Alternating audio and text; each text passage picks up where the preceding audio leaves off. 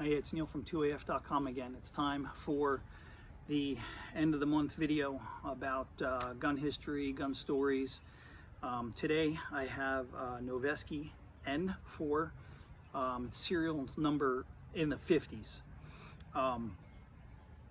Before Noveske really made guns, before they made uppers, before they made switch blocks, before they made any of the things that they've really innovated for our industry, they made barrels, stainless steel precision barrels for ARs in specific.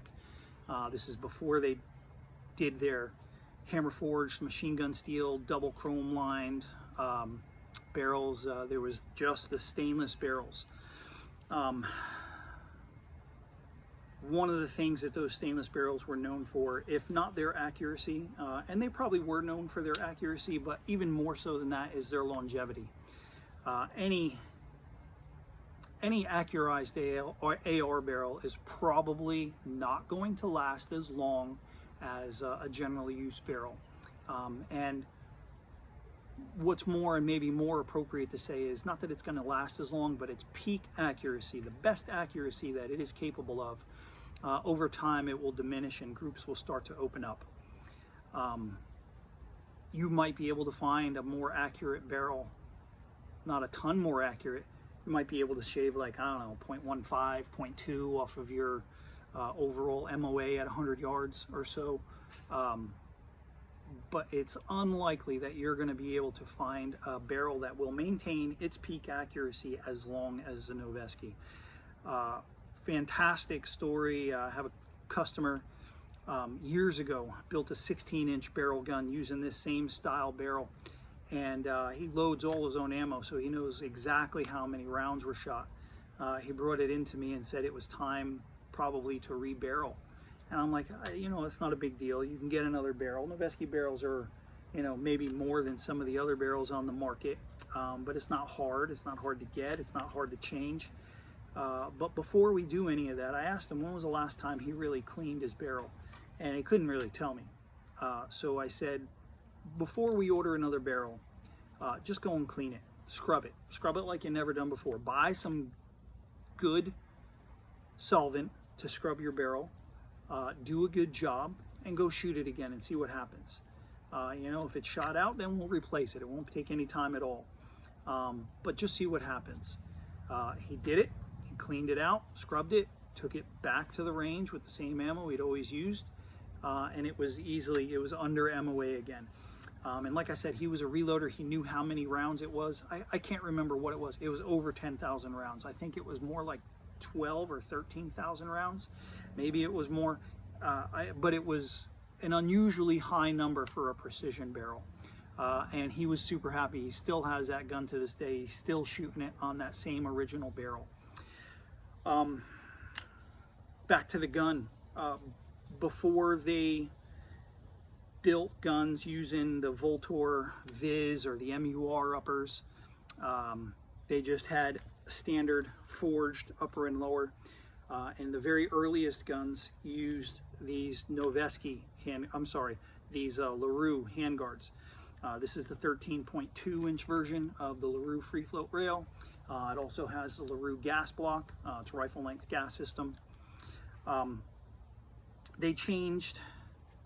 They stopped using the LaRue rails. I don't know how long it was, but they didn't use them for long. Let's say maybe it was a year or two or something like that. But compared to how long they build in guns now and what they've been using for, the last more than a decade, these were not used. The LaRues were not used for a very long time. It did also come with these tango down panels. There's a cut in the bottom. It's not a cut in the bottom, I'm sorry. They just used a long panel and a short panel here to leave room for the bipod. All the early Noveske guns came with tango down grip. I do not remember whose trigger this is.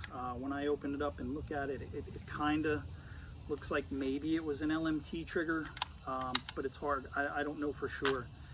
There wasn't a lot of companies making triggers back then. This is before Geisley was even in business selling triggers and more.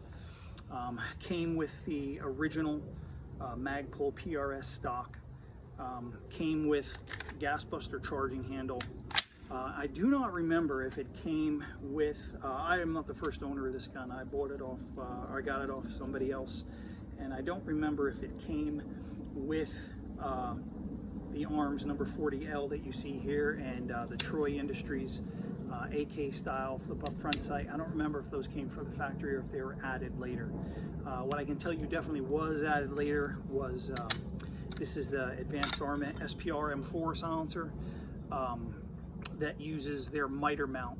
It's an over the barrel mount. The barrel probably ends somewhere right about here, and then the rest of this comes over the barrel. This was AAC's precision rifle can at the time, so that's why I put it on this gun. I usually like to try and have all my guns be suppressor ready. And so this did not come with the gun from the factory. I think it just came with a plain Vortex flash hider. Plain trigger guard, plain safety. There was definitely ambi safeties, but there wasn't too many companies making them at that time. One of the cool things that Noveske did on some of the early guns was to show that it was a factory build. They kind of branded or laser etched their Noveske cross in between the upper and the lower here. I don't know if you can see that very well, but that was to show that it was a Noveske factory build. It's again something they didn't do for too long, but the very early guns had them. And remember, this is serial number 50 something. So I heard from somebody, and I don't know if this is true, but this is somebody who worked there. I think it might have even been Sherry. She told me that at least at that time, Noveske kept the first X amount of serial number, serial number 0 or 1 through whatever it was on whatever model they did. So if that was the case, I mean, this is probably the first 30 or 40 guns that Noveske ever sent out the door. But in any case, cool gun, happy to have it. Unlikely I'll ever get rid of it. Sometimes we do these videos and people ask, and I don't mind asking, but I hold on to the stuff that I have, especially if it's got a story, which is why I'm doing these videos, trying to tell the stories of some of these guns. I tell you what, once you find out I'm dead, get in touch with my wife. She'll be selling then. But in any case, any questions, if I can help you find anything that's tough to get, or you're just looking for something in general, always be in touch at neil@2af.com, or you can message me here. If you want to know when we get hard to get stuff, the best way to do that is to sign up for notifications on our website. Just go to 2af.com and there'll be a prompt. Do you want to sign up? Do that. People who do that get first dibs on any of the hard stuff that comes in. Again, if I can help with anything, just let me know. And thanks again for being 2AF.